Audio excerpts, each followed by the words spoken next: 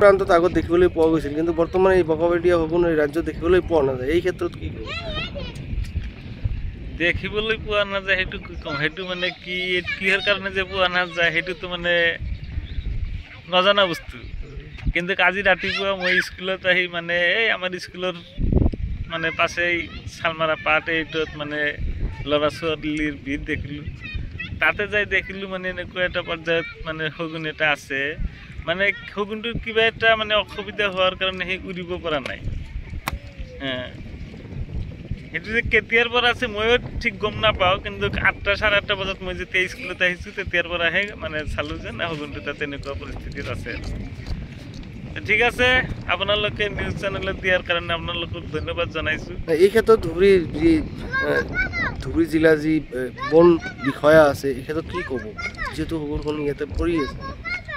না, আপোনালোকৰ জৰিয়তে সিহঁতে যদি আহি বস্তুটো লৈ যায়, তাক কিবা ট্ৰিটমেণ্ট কৰিলে সেই ঠিক হ'ব পাৰে, সেইটো আমাৰ বন বিভাগৰ দায়িত্বত আছে।